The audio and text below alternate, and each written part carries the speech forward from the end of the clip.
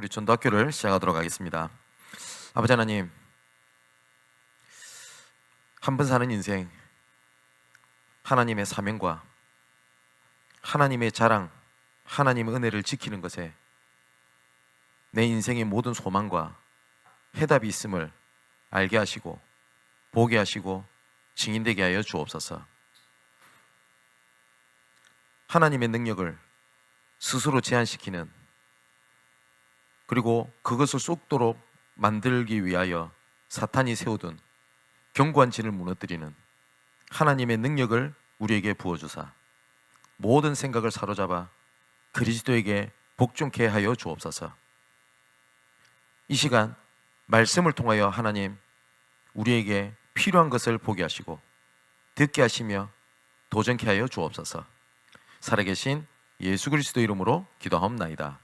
아멘. 자, 말씀을 보겠습니다. 민수기 25장 10절에서 13절까지의 말씀이 되겠습니다. 자, 10절에 보니까 여호와께서 모세에게 말씀하여 이르시되 제사장 아론의 손자 엘르아살의 아들 비느하스가 내 질투심으로 질투하여 이스라엘 자손 중에서 내 노를 돌이켜서 내 질투심으로 그들을 소멸하지 않게 하였도다. 그러므로 말하라. 내가 그에게 내 평화의 언약을 주리니 그와 그의 후손에게 영원한 제사장 직분의 언약이라. 그가 그의 하나님을 위하여 질투하여 이스라엘 자손을 속죄하였음이니라. 아멘. 여기 보니까 하나님의 분노, 그 다음에 하나님의 질투, 열심,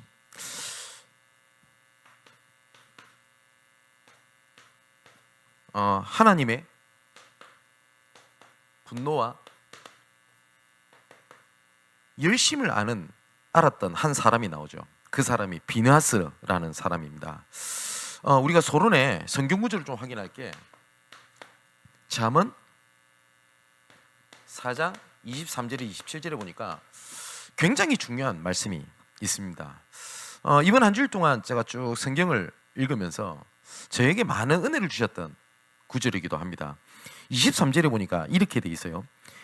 모든 지킬 만한 것 중에 더욱 내 마음을 지키라. 생명이 근원이 이에게서 남이니라 라고 말씀하셨습니다. 여기 보니까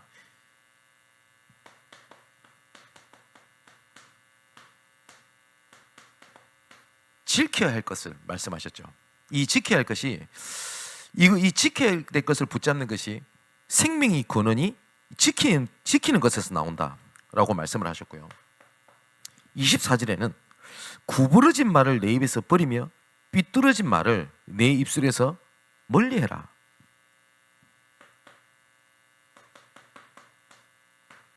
불신앙에 빠지지 마라 라고 말씀을 하셨습니다. 고린도서 10장에 보니까 이 불신앙을 바울이 뭐라고 표현했냐니까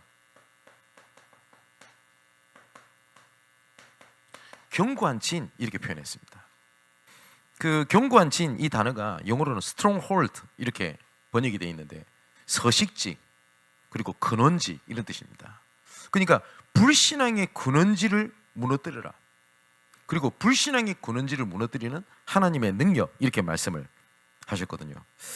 또 25절에서 27절에 보니까, 자 26절에 보니까 내 눈은 바로 보며 내 눈꺼풀은 내 앞을 곱게 살펴. 무슨 말이죠? 눈, 그걸 보고 망대라고 합니다. 26절에는 내 발이 행할 길을 평탄하게 하며 내 모든 길을 든든하게 하라. 네 발이 여정. 27절에 보니까 좌로나 우로나 치우치지 말고 내 발을 악에서 떠나가게 하라. 가야 될 방향을 말씀하시죠. 이정표입니다. 민수기 25장에 보면 이스라엘 백성들이 광야 40년의 방황을 거의 이제는 마무리를 이렇게 하게 됩니다. 그러면서 가나안 땅에 들어가기 직전입니다. 기다리고 대기를 하고 이렇게 있거든요. 그래서 요단강 동쪽에 모압 평지에 진을 치고 가나안 정복의 때를 기다리고 있었을 때였습니다. 이때 보니까 이스라엘 백성들이 기다림에 지쳐가지고 타성에 젖은 상태였어요. 근데 그럴 수밖에 없는 게 40년이라는 기간이 그 기다리는 것도 좀 지쳤고, 그리고 무엇보다 그 지침 속에서 뭘 잃어버렸냐니까 사명을 상실했습니다. 사명을. 여러분, 사명을 상실하게 되면 뭐가 더 크게 보이냐? 현실이 더 크게 보입니다. 이스라엘 백성이 그럴 수밖에 없었어요. 그래서 민수기 25장을 중심으로 말씀을 좀 나누겠는데, 민수기 25장 1절에서 5절의 말씀을 보니까요, 이스라엘 백성들에게 문제가 옵니다. 영적인 상태입니다. 우리는 아까 말씀드렸듯이 사명을 놓치게 되면 현실이 크게 보입니다. 그죠? 불신자들도 소망이 끊어지면 현실이 크게 보이죠. 틀린 것이랄지라도 야망이 꺾이면 눈앞에 보이는 현실이 더 크게 보입니다. 그죠? 그래서 우리는 응답, 그 다음에 어떤 현실, 그것보다는요, 우리의 영적 상태를 항상 점검해야 될 게 있습니다.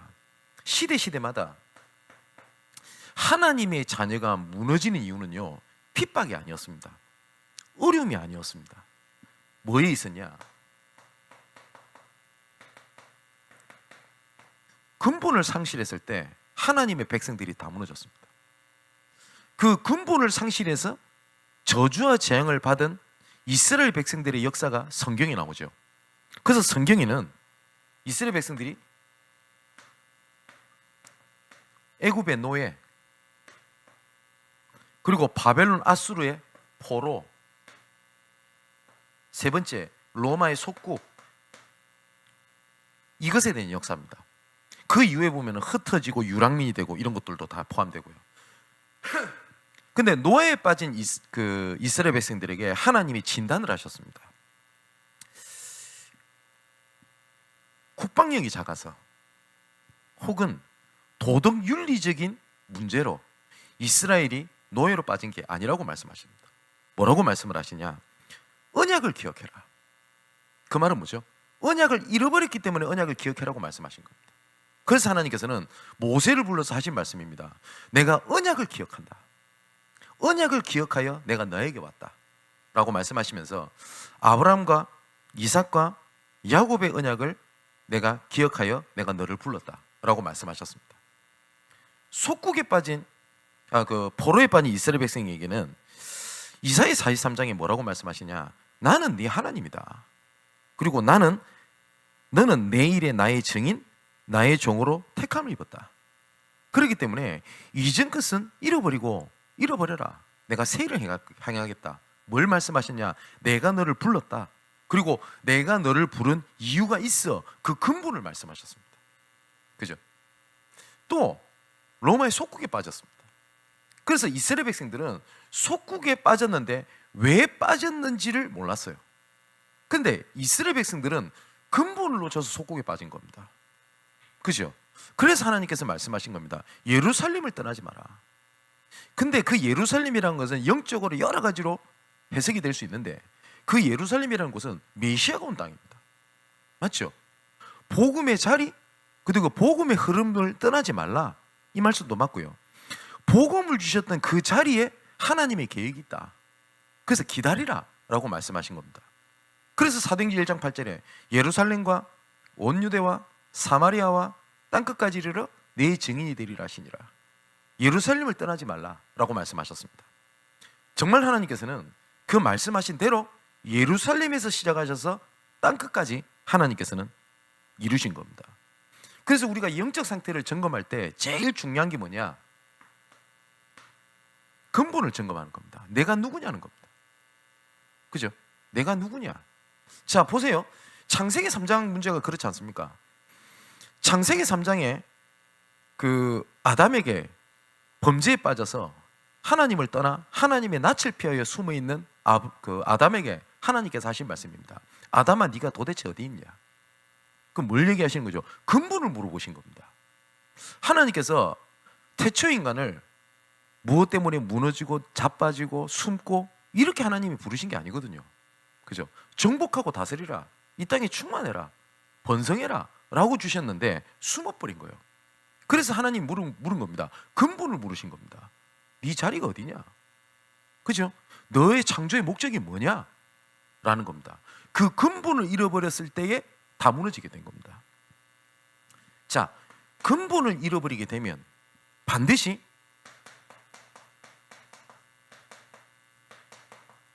사명을 상실하게 됩니다.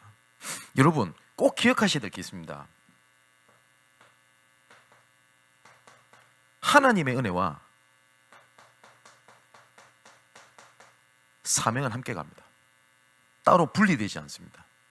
하나님께서 은혜를 주신 이유는 사명을 있다는 의미고요, 사명을 붙잡은 자에게는 하나님께서는 은혜를 베푸십니다. 그래서 이 두 가지는 절대로 분리되지 않습니다. 근데 우리가 순간 생각할 때 사명보다는 은혜부터 받아야 되지 않습니까? 예, 맞는 것처럼 보이죠. 근데 하나님이 은혜를 베푸시는 거에는 반드시 계획이 있습니다. 그러면 성경 구절을 한번 그 두 가지만 한번 보겠습니다. 디도서 2장 11절에 14절에 보니까 11절에 모든 사람에게 구원을 주시는 하나님의 은혜가 나타났다. 그러면서 우리를 양육하시되 경건하지 않은 것과 이 세상 종욕을 다 버리고 신중함과 의로움과 경건함으로 이 세상에 살고 소망을 품게 기다리게 하셨는데 선한 일을 열심히 하는 자기 백성이 되게 하려 하심이라. 하나님께서는 은혜를 베푸시는데 하나님의 열심을 위하여 사는 자로 부르셨다고 되어 있습니다. 또 고린도서 9장 8절에 보니까 하나님이 능히 모든 은혜를 너희에게 넘치게 하시나니 이는 너희로 모든 일에 항상 모든 것이 넉넉하여 모든 착한 일을 넘치게 하려 하심이라. 하나님의 선한 일을 넘치게 하기 위하여 너희에게 은혜를 베푸셨다라고 되어 있습니다. 그래서 은혜와 사명은 함께 갑니다. 그렇다면 은혜를 놓친 자는 사명을 잡아야 되고요, 사명을 붙잡은 자는 하나님 은혜를 간구해야 됩니다. 이 두 가지는 항상 같이 갑니다. 사명을 상실한 것도 문제인데 이스라엘 백성들은 사명을 상실하게 되니까 뭘 상실하게 되냐? 무엇을 위하여 해야 될지를 방향도 이렇게 상실을 하게 된 겁니다. 그 방향을 상실하게 되니까 자꾸 현실에게 뭘 하게 되냐니까 타협을 해요. 아까 말씀드렸듯이 이스라엘 백성이 그 40년 광야 생활 거의 막바지에 이르렀습니다. 그러니까 그 가나안 땅을 정복하기 바로 가면 될 건데 계속 기다림의 상태가 정체가 되는 겁니다. 그러니까 타성이 적게 돼요. 그러다 보니까 근본을 상실하게 되고 요까지 하나님께서 이끄신 사명을 상실하게 되고, 그러니까 방향을 이렇게 상실하게 된 겁니다. 그래서 민수기 22장에서 24장에 보니까 모압 왕 발락이 이스라엘을 무너뜨리려고 작정을 합니다. 왜냐니까 모압을 정복을 당할 걸 안단 말이에요, 자기가. 그죠? 그렇게 해서 발람이라고 하는 점술사를 불러가지고 이스라엘을 저주를 하라고 시킵니다. 발람이라고 하는 점술사를 시켜서. 그런데 하나님께서 이 발람이 이스라엘 앞에서 이스라엘을 저주를 하지 못하도록 막으시고요, 오히려 이 거짓 선지자, 이 점술사의 입을 통하여 오히려 이스라엘을 축복의 말을 하시게 그 사람의 입을 주장을 이렇게 하시게 됩니다. 그거를 이스라엘 백성들이 알았어요. 그러면 이쯤 돼 정신 차려야 될 거 아닙니까? 그게 하나님께서 주신 기회 아닙니까? 근데 그 기회를 이스라엘 백성들은 그거를 무미건조하게 받았던 것 같습니다. 그러니까 그 일에 이번 주 주신 말씀처럼 지켜야 될 사명, 지켜야 될 사랑, 그 하나님께서 회복하실 기회를 주셨는데 그거를 놓쳐버린 겁니다. 사명을 놓친 것도 문제인데 방향을까지 놓쳐버리니까 어떻게 됩니까? 결국은 이스라엘 백성들이 그냥 무의미하게 있던 정도가 된 게 아니라 나중에는 우상에게 장악이 되게 됩니다. 아까 말씀드렸듯이 이 발람이라고 하는 이 점술사를 통해 가지고 무너뜨리려고 하는데 이제는 두 가지, 첫 번째 방법이 실패하게 되니까 이 발람이 두 번째 전략을 갖고 오게 됩니다. 뭘 하니까 영적으로 타락을 시켜버리는 겁니다. 그래서 어떻게 하냐니까 그 민수기 오늘 읽었 그 25장 3절 5절에 보면 그 바알브올이라고 하는 이방 신을 섬기겠다라고 되어 있거든요. 근데 이 바알브올은 풍요, 그다음에 다산을 상징하는 가나안 땅의 신입니다. 그러면 이스라엘 백성들이 광야길을 걷는데 분명히 굶주렸을 겁니다. 불편했을 겁니다. 그런데 가나안 땅에 들어가야 될 그 땅에 다산의 상징 바알볼이라고 하는 신을 딱 보게 만든 겁니다. 근데 풍요의 신이라고요. 그죠? 근데 지금 이스라엘 백성들은 정복해라, 가라, 열심히 해라, 하나님의 열심 이러니까 지치는 겁니다. 근데 그 지친 그 눈앞에 뭐가 오냐? 풍요, 다산, 좋은 것을 딱 보게 만들거든요.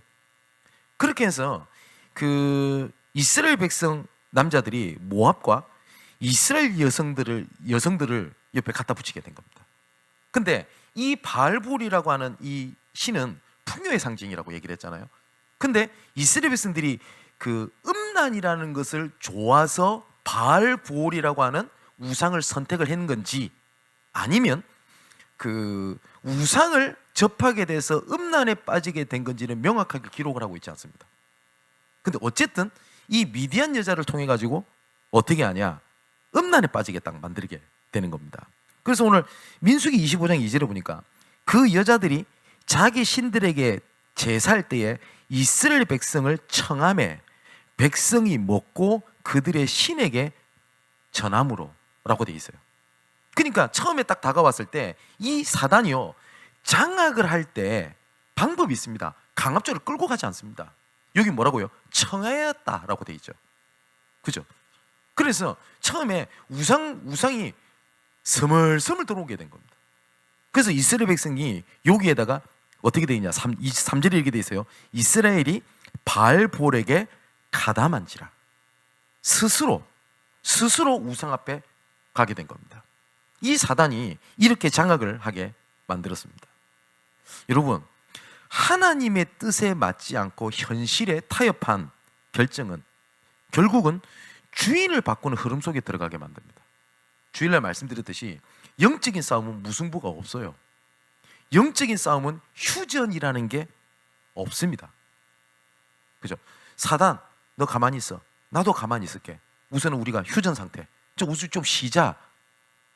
근데 영적인 싸움은 휴전이라는 게 없어요. 타협이라는 게 절대 없습니다. 그런데 이 일을 이스라엘 백성만 해도 문제인데 이스라엘 백성의 지도자들까지 이 부분에 빠지게 된 겁니다. 그래서 하나님께서 여기에 분노를 하셨어요. 그래서 어떻게 말씀하시냐? 3절 하반부 보십시오. 이스라엘이 바알볼에게 가담한지라 여호와께서 이스라엘에게 진노하시니라. 하나님께서 진노하셨어요. 왜냐니까 결국은 이 세상과 타협을 하고 그리고 좋은 걸 받아들이고 했던 것이 뭘 바꾸게 되냐? 주인을 바꾼 작업이었습니다. 그래서 하나님께서 거기에 대해서 진노를 하십니다. 그래서 하나님께서 어떻게 하시냐면 가장 먼저 여기에 가담한 지도자들을 색출해서 죽여라 라고 명령을 하십니다. 뿐만 아니라 여기에 하나님께서 전염병을 퍼뜨려 버립니다. 이스라엘 백성들을. 그렇게 해서 24,000여 명이 전염병으로 죽임을 당하게 됩니다. 여러분, 정말 국가를 위해서 기도해야 되고 교회 지도자를 위해서 기도해야 되고 중직자를 기도해야 될 이유가 그겁니다. 한 지도자가 방향을 잘못하게 됐었을 때에 어떻게 해요? 전체가 죽어버려요. 그죠? 반대로 올바른 한 사람을 세우게 되면 전체를 살릴 수도 있습니다. 근데 이스라엘 백성들이 여기에 빠져서 넘어가게 된 겁니다. 자, 사실상 이스라엘 백성들이 위기가 찾아왔죠. 그런데 이 영적 상태, 이 영적을 흐름을 바꾸는 한 사람을 하나님께서 세웁니다.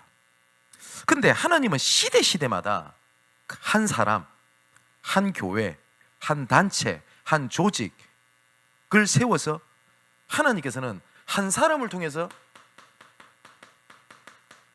전체를 살리는 일을 항상 하셨습니다. 그래서 오늘 본문에 이 한 사람이 누구냐? 아론의 손자, 그 다음에 엘르아살의 아들 비느하스라고 하는 한 사람이 이렇게 나타나게 됩니다. 성경은 아까 말씀드렸듯이 한 사람을 세워 전체를 살리는 게 하나님의 방법입니다. 그러면 지금도 똑같습니다. 내가 살고 있는 지역에 하나님께서 원하시는 그 한 사람, 그죠? 교회가 전체가 다 움직이면 좋겠는데 그 교회를 살릴 한 사람, 그 국가를 살릴 그 한 사람, 그 한 사람을 하나님은 지금도 찾고 있거든요. 그래서 성경은 그 한 사람의 행적이고 그 한 사람을 통하여 하나님께서는 앞에서 일을 행하시고 뒤에서 지키셨던 하나님의 증거의 역사가 성경에 대한 역사입니다. 그럼 대표적인 사람을 한번 보십시오. 하나님은 애굽을 살리서 요셉이라고 하는 한 사람을 하나님이 세우셨습니다. 또 오늘 본문에 모세 한 사람을 세우셨고요. 하나님께서는 사무엘이라고 하는 어린 아이를 부르셨습니다. 그런데 이 사무엘이 정말 중요한 역할을 했던 것이 하나가 있습니다. 그게 뭐냐니까 한 사람을 들어서 하나님은 영적인 흐름을 바꾸시는 게 하나님의 역사거든요. 근데 이 사무엘이 뭘 했냐니까 사무엘 시기에 이스라엘 백성들이 어떻게 하죠? 근본을 상실해 버립니다. 어떤 근본을 상실하냐? 우리도 왕이 필요합니다. 우리도 왕이 필요합니다. 이렇게 나와요. 근데 사무엘에게 하나님께서 이렇게 하나님의 말씀을 전달합니다. 하나님이 너희 왕이 아니냐. 그죠? 근데 이스라엘 백성이 그럽니다. 압니다. 아는데 어떻게 하죠? 다른 국가를 보니 유능한 왕이 있던데요. 이렇게 나온 겁니다. 근데 사무엘은 끝까지 이걸 반대를 합니다. 근데 하나님께서 사무엘이 이렇게 말씀하십니다. 뭘 말씀하시냐면 그때 당시에 사무엘이 종교 지도자입니다. 그래서 이 사무엘이 사사죠. 예, 마지막 사사 아닙니까? 근데 이 사무엘에게 하나님이 뭐라고 말씀하시냐니까 사무엘아, 이 백성은 너를 버린 게 아니야. 종교 지도자인 너를 버리고 왕을 세워달라고 한 것이 아니야. 뭐라냐? 이 백성은 곧 나를 버린 거야. 이렇게 말씀하십니다. 그래서 하나님이 마지못해서 사무엘을 통해 가지고 왕을 세웁니다. 그게 누구죠? 사울 왕입니다. 그래서 이스라엘 백성들이 원하는 모든 조건에 충족한 사람을 딱 선택을 하게 합니다. 그게 누구냐? 사울 왕입니다. 근데 이 사울 왕은 베냐민 지파입니다. 근데 이 사울 왕이 선출될 때 사울 왕은 굉장히 용모가 준수했다고 나오고요. 굉장히 겸손했습니다. 왕으로 추대될 때 수레 밑에 얼굴을 쳐박고 나는 못합니다라고 겸손했던 사람입니다. 모든 조건에 부합했습니다. 그래서 이스라엘 백성이 열광을 했습니다. 근데 하나님 보실 때 틀렸죠. 그죠? 근데 이 사울 왕이 베냐민 지파라고 하는 것은 뭐죠? 근본을 상실한 겁니다. 왜냐니까 성경의 주제가 뭐죠? 성경의 주제가 오실 메시아, 구약, 신약은 오신 그리스도입니다. 근데 구약에서 주제가 뭡니까? 주제가 메시아를 보내겠다는 거거든요. 그래서 하나님의 근본은 뭐냐니까 하나님의 유다 지파 중에 하나님의 메시아를 보내겠다라고 하는 것이 하나님의 약속이고 그게 언약이라니까요. 그게 근본이라니까요. 근데 이스라엘은 뭘 선택을 하죠? 베냐민 지파를 선택을 합니다. 그래서 하나님께서 누구를 세우죠? 다윗을 세우죠. 그러면 이 사무엘이 좋은 왕을 세웠다라는 것이 중요한 게 아닙니다. 이 다윗은 유다 지파입니다. 뭐죠? 영적인 흐름을 바꾼 사람입니다. 자, 또 하나님께서 세운 사람을 보세요. 엘리야입니다. 근데 이 엘리야도 나 혼자 남았습니다 라고 얘기를 합니다. 근데 하나님께서 뭐라고 하죠? 아니야, 바알에게 무릎 꿇지 않는 7천 제자가 있어 라고 하면서 한 사람을 딱 말씀하십니다. 누굴 얘기하죠? 엘리사. 그래서 하나님께서는 전체를 살리게 됩니다. 뿐만 아닙니다. 바울을 세워서 하나님께서는 제자들을 세우셨습니다. 하나님은 그 한 사람을 지금도 찾는다니까요. 그런데 하나님께서는 그 한 사람 뒤에 또 다른 한 사람을 하나님이 부지십니다. 이것을 뭐라고 얘기를 하냐니까 하나님의 팀 구성이라고 얘기를 합니다. 그러면 하나님의 팀 구성이 그 통해서 하나님의 응답을 어떻게 받겠냐 할 때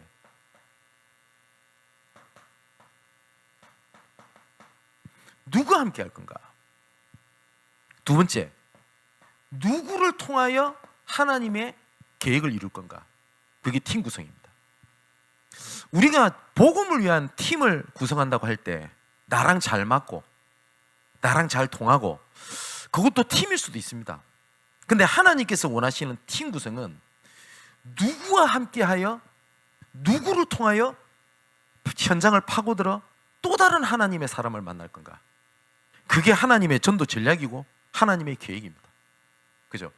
누구 함께 할 건가 할 때 함께 할 사람도 있을 거고요. 또한 도울 사람도 있을 수도 있습니다. 도움을 받아야 될 스승과 같은 사람이 만날 수도 있습니다.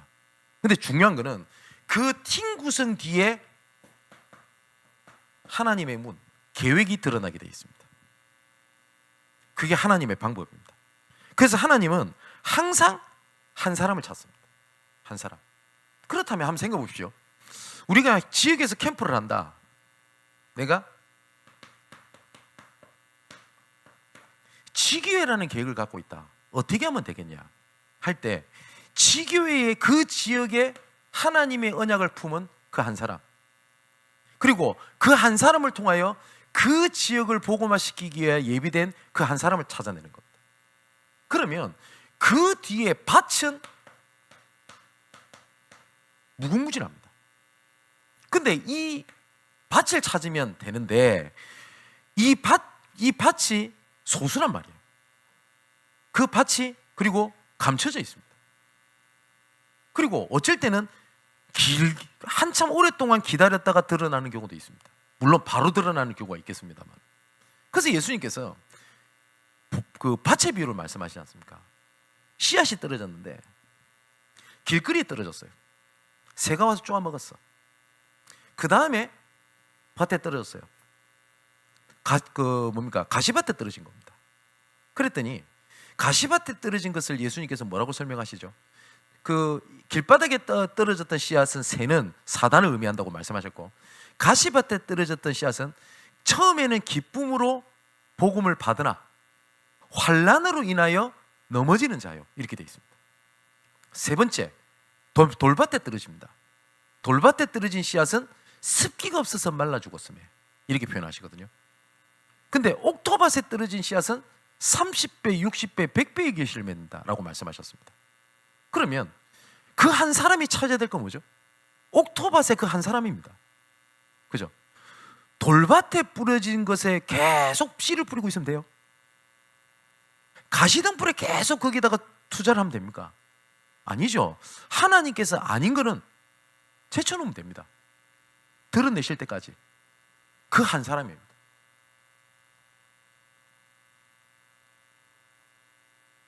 자, 하나님께서는 그 한 사람을 들어가지고 뭘 하기를 원하시냐?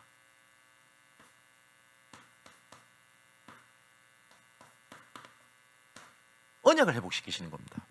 아까 말씀드렸듯이 그 아론의 손자 엘르아살의 아들 비느하스라고 하는 사람이 이스라엘 백성들이 이렇게 완전히 무너지게 되지 않습니까? 그런데 그래도 이스라엘 백성들이 정신을 못 차려요. 정신을. 그래서 오늘 성경에 보니까요. 자, 보십시오. 6절 보십시오.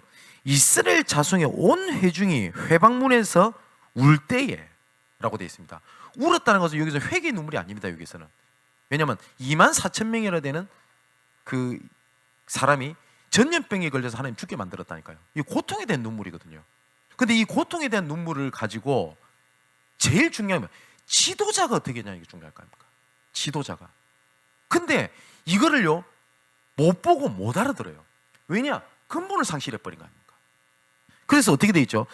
이스라엘 자손의 온 회중이 회막문에서 울 때에 이스라엘 자손 한 사람이 모세와 온 회중의 눈앞에서, 그것도 눈앞에서요, 미디안 한 여인을 데리고 그의 형제에게 온지라.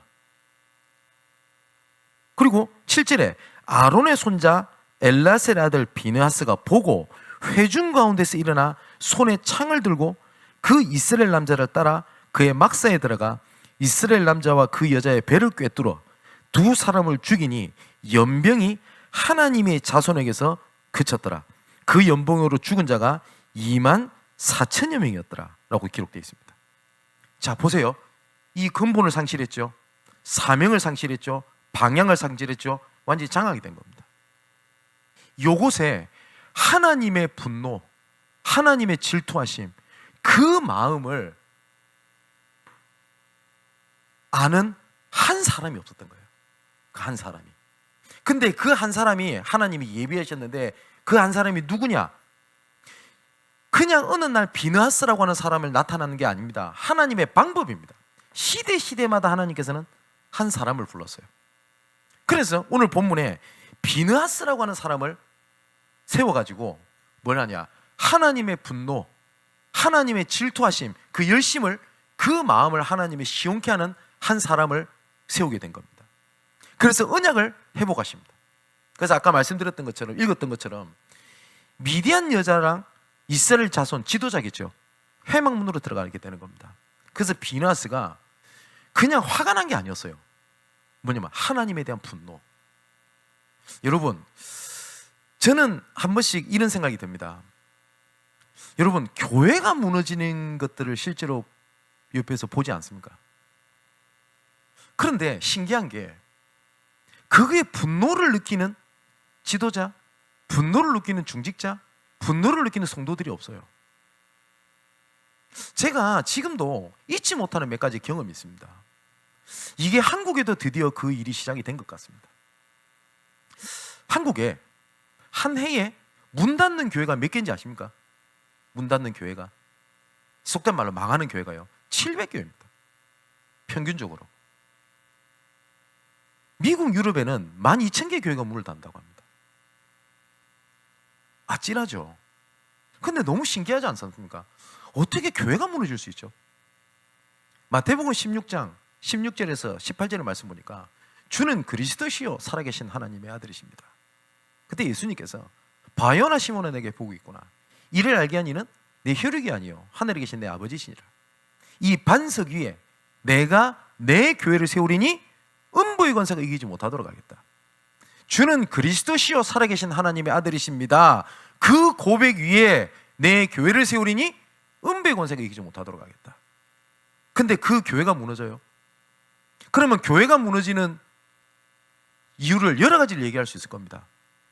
뭐 목회자가 어떻다, 중직자가 어땠다, 뭐 시대가 어땠고 문화가 이렇게 됐다, 지금은 뭐죠, 뭐 휴일이 많아져서 이제 교회 갈 시간이 없어졌다, 다 이유가 될 수 있지만 성경은 근본의 원인을 말씀하십니다. 주는 그리스도시여 살아계신 하나님의 아들이십니다.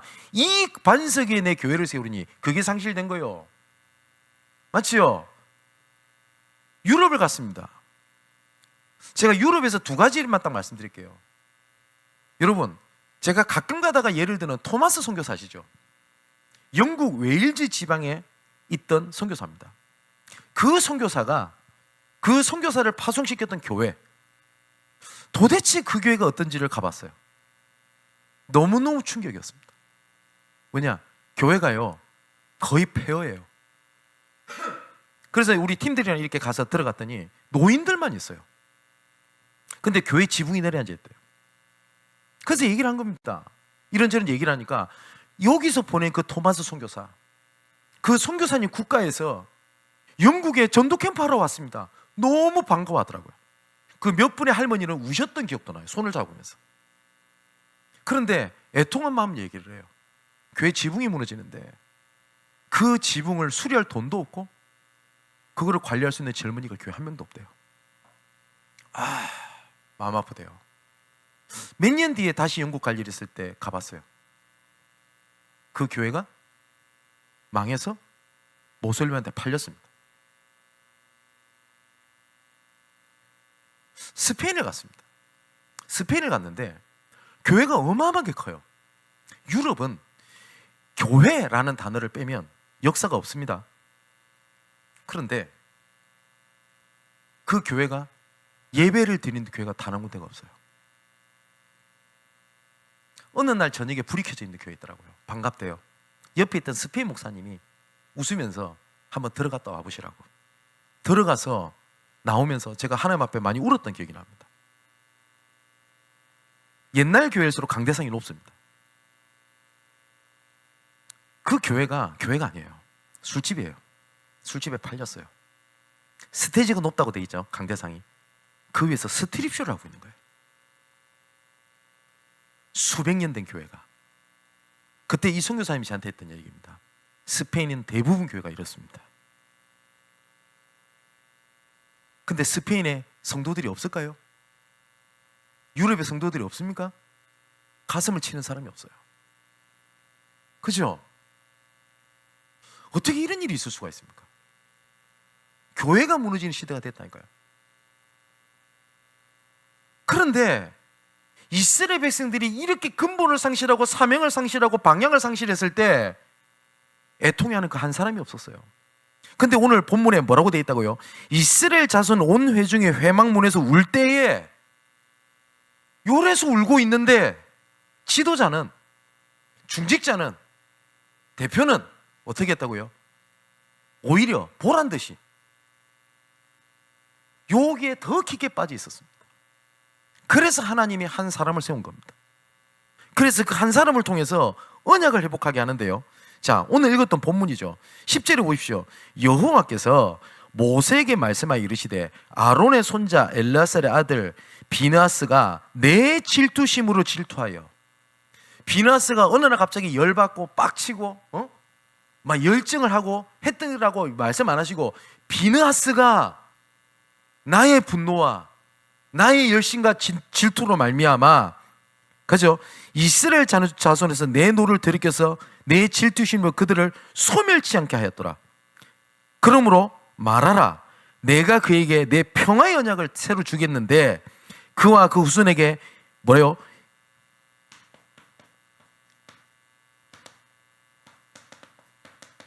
영원한 제사장의 언약을 주겠다. 그리고 그와 그 후손에게 영원한 걸. 그리고 또 뭘 말씀하십니까? 그 비나스 때문에 24,000명이나 전염병에 의하여 죽게 된 그 이스라엘 백성을 전체를 살리게 하셨어요. 뿐만 아닙니다. 그 일로 인하여 하나님께서 드디어 정체되어 있었던 종복의 시작을 하나님께서 다시 하시게 됩니다. 그 내용이 16절에서 보면 나옵니다. 여호와께서 모세에게 말씀하여 이르시되 미디안인들을 대적하여 그들을 쳐라. 계속 정체되어 있었던 종복을 하나님이 드디어 어떻게 해요? 미디안 사람을 쳐라 라고 말씀하십니다. 미디안 사람을 쳐라. 그죠? 자, 여러분, 희한하지 않습니까? 정복당한 현장을 한 사람의 언약으로 말미암아 정복할 현장으로 바꿔버린 거예요. 수예배 때도 말씀드렸죠. 그들이 눈을 들어본 적 이스라엘 백성들이 애국 군대가 잡아오는 걸 보고 좌절합니다.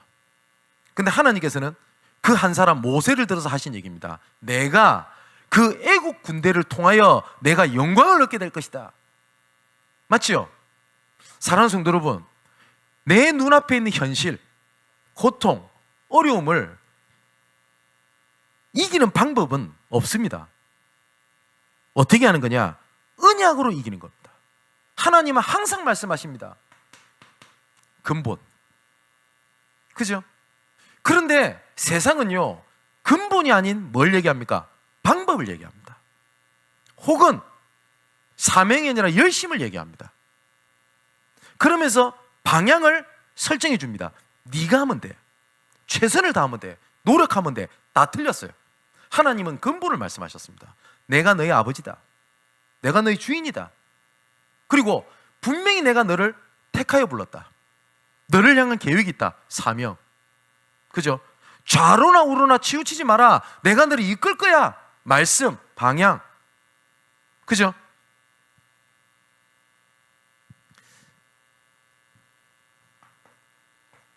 하나님의 분노와 열심, 이거를 아는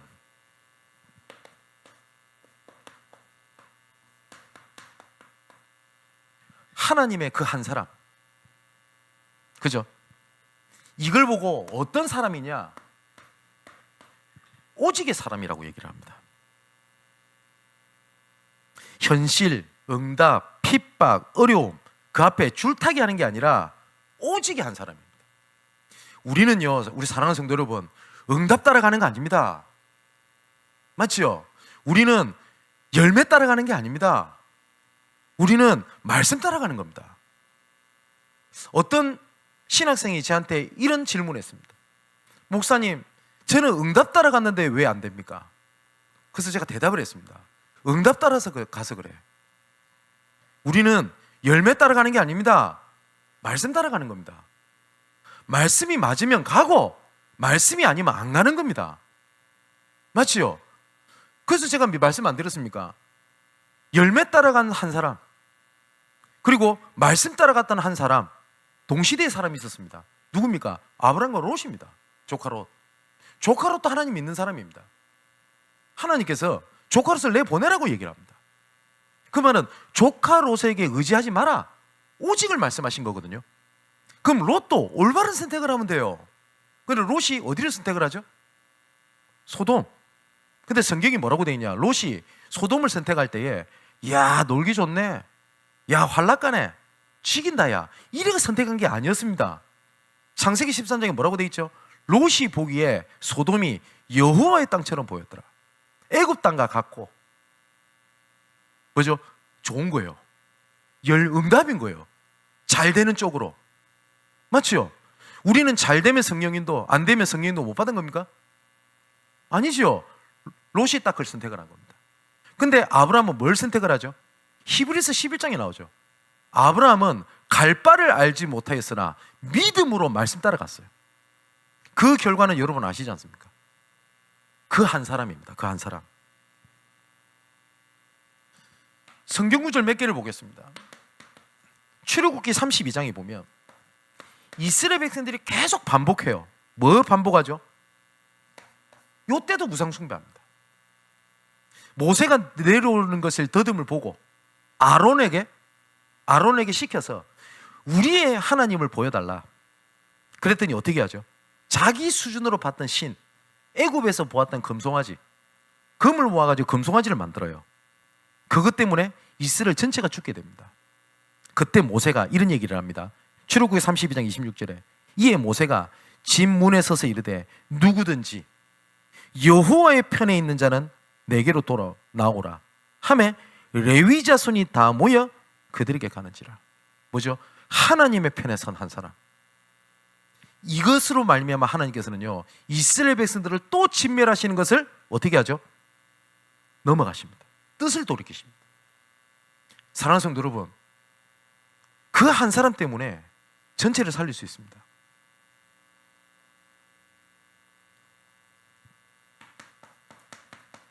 여호수아 24장은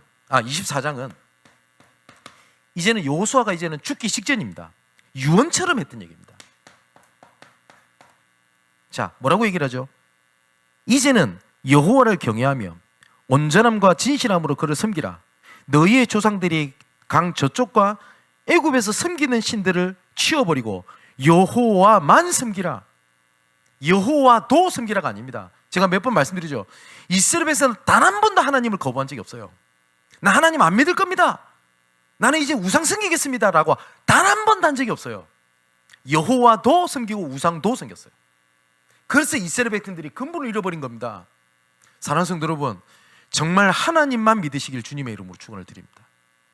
그래서 여호수아가 마지막으로 유언을 합니다. 하나님만 섬기라. 만일 여호와를 섬기는 것이 너희에게 좋지 않게 보이거든 너희 조상들이 강 저쪽에서 섬기는 신들이든지 너희가 거주하는 땅에 있는 아모리 족속의 신들이든지. 그게 무슨 말이죠? 너희의 조상들이 여호와도 섬겼고 저쪽에 있는 우상도 섬겼어. 너희가 섬길 자를 오늘 택하라. 오직 나와 내 집은 여호와만 섬기겠다. 그 한 사람.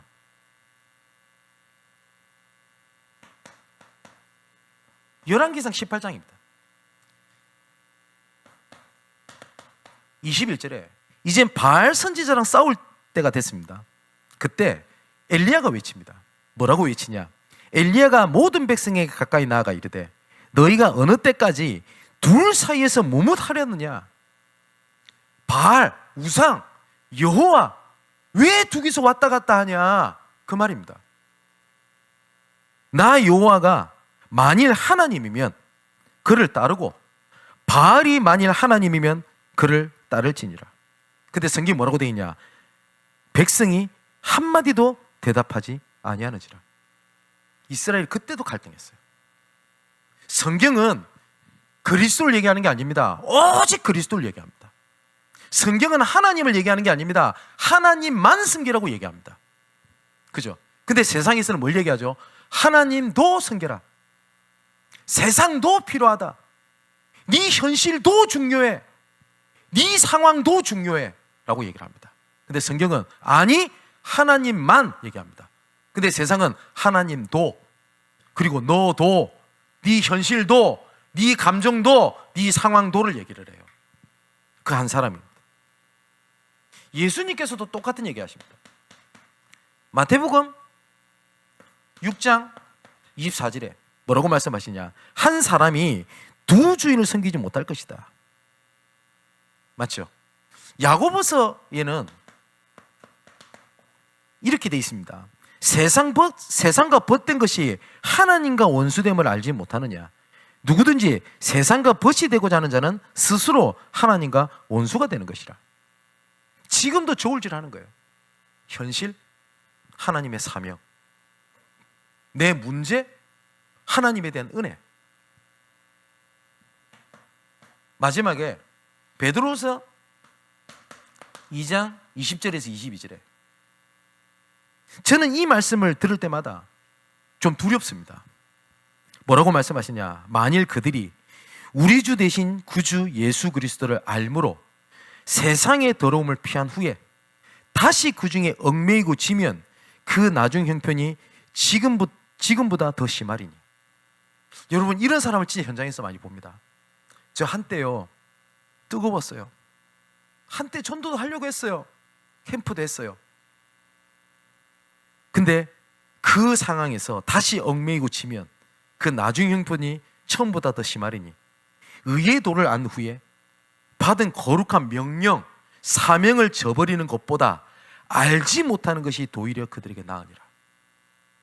하나님께서 우리에게 주신 사명, 이것을 다시 얽매여서 버리게 되면 그 나중 형편이 더 안 좋게 되는데, 진짜 애통한 마음으로 얘기하는 거죠. 오히려 사명을 몰랐던 것이 나을지도 몰라. 얼마나 두렵습니까? 하나님은 지금도 하나님의 분노와 열심을 가진 한 사람을 찾습니다. 그래서 오늘 본문에 누구요? 비느하스를 예비하신 하나님입니다. 그게 성경의 역사요, 하나님의 방법입니다. 그래서 하나님은 오직에 대한 한 사람을 찾는 겁니다. 저는 기도 제목이 하나 있습니다. 올 한 해 정말 하나님 앞에 붙잡고 기도했던 게 있습니다. 전체를 살리는 언약 속에 나, 교회, 현장입니다. 하나님이 하실 수 있다면 전체를 살리는 그 일을 내가 하게 하옵소서.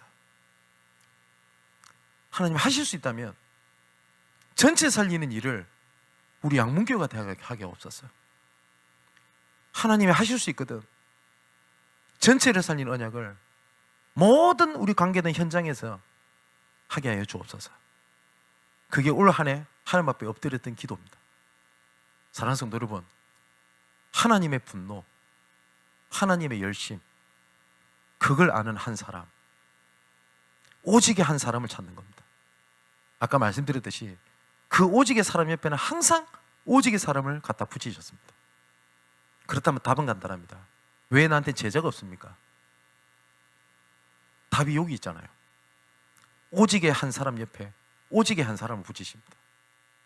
그 한 사람이 여러분이 되기를 정말 축복합니다. 그리고 정말 기도하겠습니다. 그 한 사람이 세워지고 그 그 한 사람을 찾는 응답이 일평생 지속되기를 주님의 이름으로 축원을 드립니다. 기도하겠습니다. 지금도 하나님의 분노, 하나님의 질투함의 열심을 찾으시는 아버지 하나님, 그 한 사람이 여기 있사오니 주여 나를 써주시고 우리 교회를 써주시며 우리 모든 성도들이 있는 현장을 사용하여 주옵소서. 이 시간 아버지, 현장을 향한 애통한 마음을 지금까지 외면하고 눈앞의 것에 얽매였고 된다 안 된다를 외치고 문제도 아닌 것에 문제 삼고 좌절하고 있던 저희들을 이 시간 긍휼히 여기시며 용서하여 주옵소서. 하나님의 근본을 놓치고 하나님의 사명을 놓치고 하나님의 방향을 놓치고 장악되어 있는 얽매인 것을 무너뜨리고 해방시키는 하나님의 능력이 이 시간 우리 각 사람 위에 임하게 하여 주옵소서. 그 한 사람이 되기 원합니다. 또한 그 한 사람을 세우게 하여 주옵소서. 이 말씀이 성취되는 말씀으로 올 한 해 인도하여 주시고 내년에 성취될 언약이 되고 미션이 되며 또한 실현시켜 주옵소서. 살아계신 예수 그리스도 이름으로 기도하옵나이다. 아멘.